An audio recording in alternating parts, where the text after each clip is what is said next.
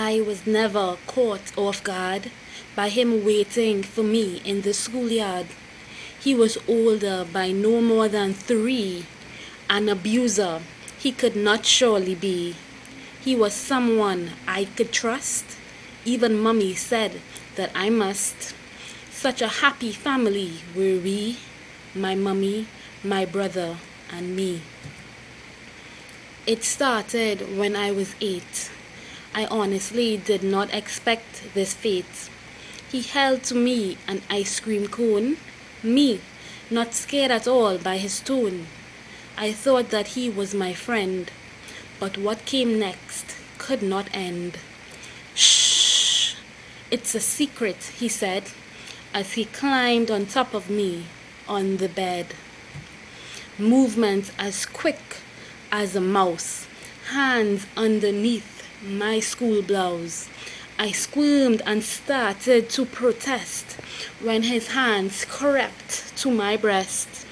I closed my eyes oh so tight, out of mind, out of sight. I had asked him many times to stop, but by this time I'd given up. You deserved it, you really did. You've been a very, very, very bad kid. But I've done nothing wrong, I say. Why do I deserve to be punished this way? Knowing that my mummy slept, I sat in bed and wept and wept. What I have now is an incurable scar which will forever be on my radar. I'm older now, but will never forget how I was his little pet.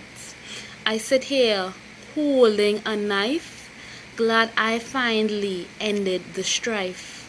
He's over there on the floor, no longer begging me for more. I don't need to be scared anymore. Of that I am sure. I am sure.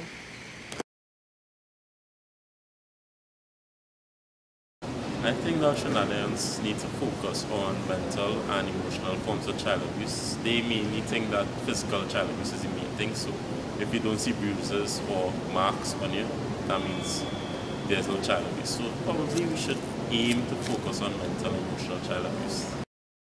Child abuse can also take many forms. For example, when students are in school and their peers are bullying them, that's a form of child abuse as well.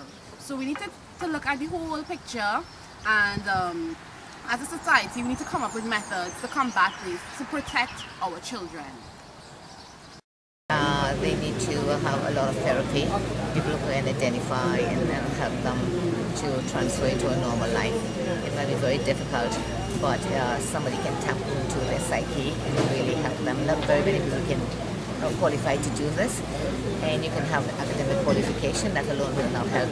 You have to have a lot of sensitivity and realize where this person is coming from, and you more or less have to walk the child or walk the person through life again.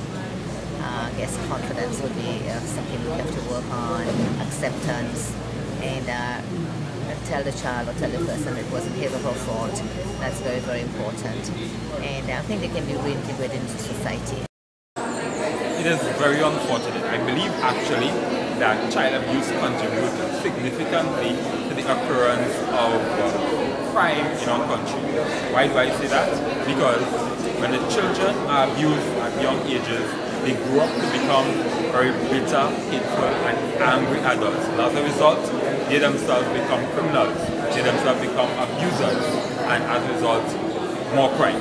And so I really believe that we can do more in Trinidad and Tobago to help minimize child abuse, just as we could, to ensure that the children are well protected and have a healthy